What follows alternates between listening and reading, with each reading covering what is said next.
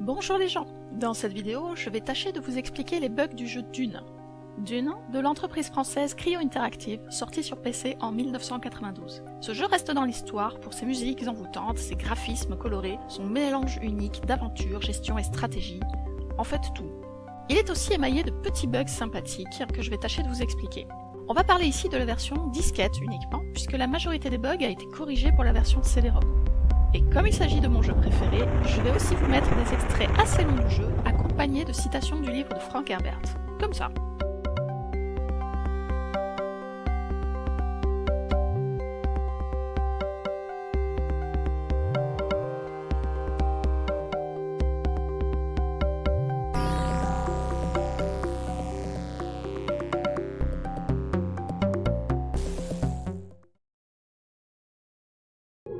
The spice must flow. Premier bug, celui de l'épice infinie. Pour les pros, il s'agit d'un bug de type Arithmetic Underflow. On va forcer le stock d'épices à une valeur négative.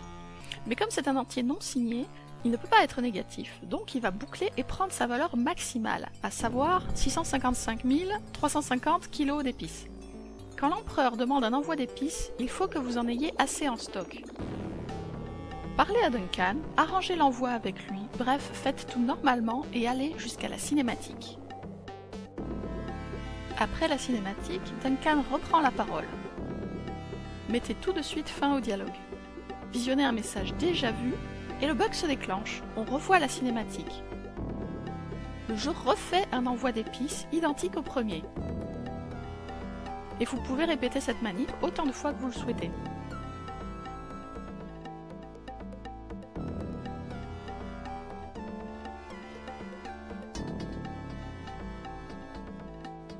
Effet secondaire sympa, l'empereur attend plus longtemps avant sa prochaine demande.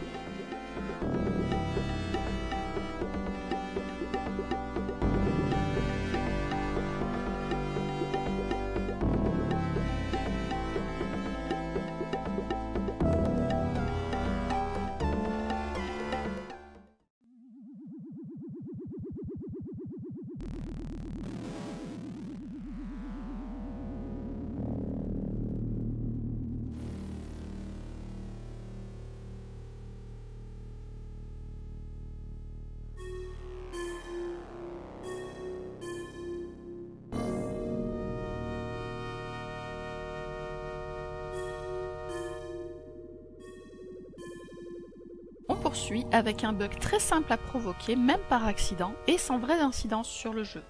Dune est un jeu à scénario, c'est-à-dire qu'il y a une timeline, une succession d'événements à voir entre le début et la fin du jeu. On en voit ici une partie. Les actions du joueur ou le fait de voir un événement sont des déclencheurs pour les événements suivants. Dans le déroulement sans bug du jeu, après la rencontre avec Stilgar, on laisse Gurn et Alec entraîner des Fremen. À l'instant où on le fait, cela déclenche le message « Quelque chose de terrible est arrivé au palais ». On retourne au palais pour voir le duc Leto qui, dans un accès de fierté mal placé, décide de partir pour combattre les Harkonnen. Il est possible de sauter cette scène. Tout simplement, n'allez pas au palais, continuez jusqu'à l'événement suivant et le jeu oubliera la scène du départ du duc. Par contre, le jeu n'oubliera pas l'événement de la mort du duc, ce qui donnera lieu à une situation absurde où les personnages considèrent qu'il est bel et bien mort alors qu'il se trouve juste à côté. Il y a une deuxième méthode pour sauter le départ du duc, c'est d'utiliser le bug de Gurn et Alec que je vais expliquer juste après. Dans ce cas-là, on ne reçoit même pas le message.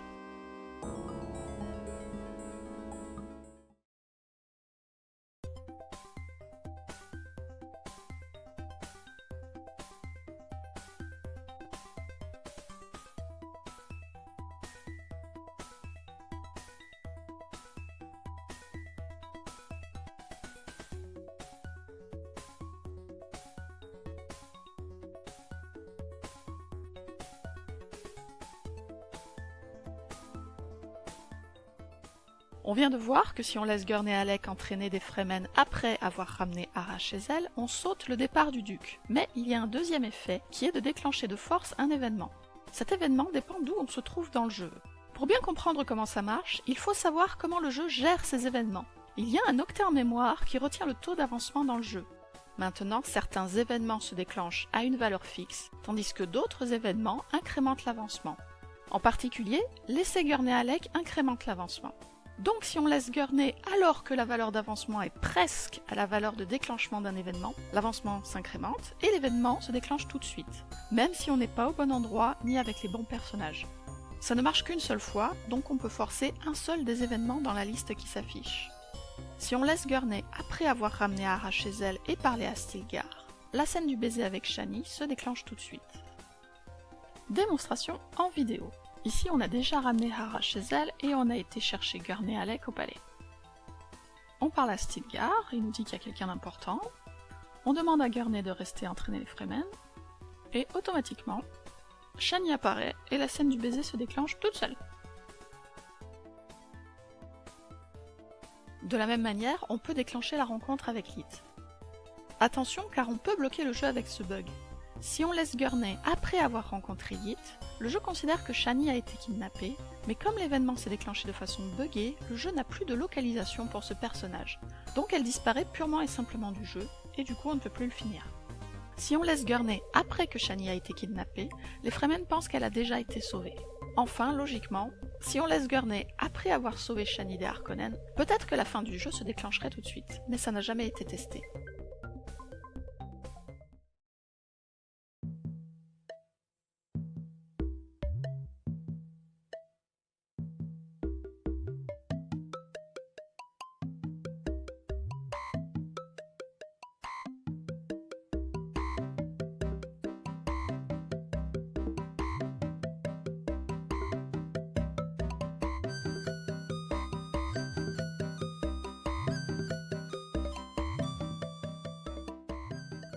Autre bug, et sans l'aide de Gurney Halleck cette fois, on peut sauter l'événement de fin du jeu pour continuer à jouer à l'infini.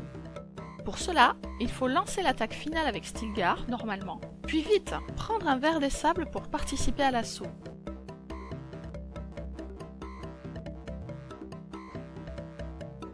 Ordonner aux Fremen une attaque massive, puis surtout ne pas entrer dans le palais. À la place, patienter 2 jours, le palais Harkonnen deviendra un siege.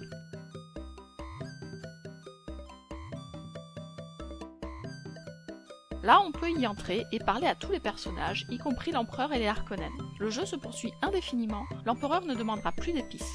Détail amusant, l'empereur et les Harkonnen ont des dialogues, ce qui laisse penser qu'il y a eu des scènes coupées avant la sortie du jeu.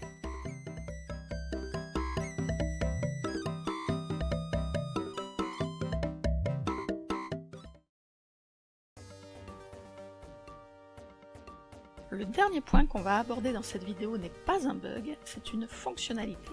C'est juste que les concepteurs n'ont pas prévu que les petits malins s'amuseraient à charger leur sauvegarde toutes les 2 minutes. Dans Dune, l'écoulement du temps est marqué par des tranches de 1h30. On a 9h, 10h30, midi, etc. 1 minute de temps réel équivaut à 1h30 dans le jeu. À chaque instant, le jeu sait où il en est. Par ailleurs, dès qu'on entre quelque part, une sauvegarde automatique est faite. Or, dans le fichier de sauvegarde, la tranche horaire est sauvegardée, mais pas le temps qui s'est écoulé à l'intérieur de cette tranche. Donc si, à chaque fois qu'on entre quelque part, on charge l'autosave, on revient au début de la tranche horaire, et on économise entre 0 et 89 minutes du temps propre du jeu. Ça n'a l'air de rien dit comme ça, mais apparemment ça permet de finir le jeu avec un nombre de jours passés très faible. Voilà, c'est tout pour aujourd'hui, j'espère que cette vidéo vous aura été utile, ou du moins que mes explications étaient compréhensibles. Portez-vous bien et à la prochaine!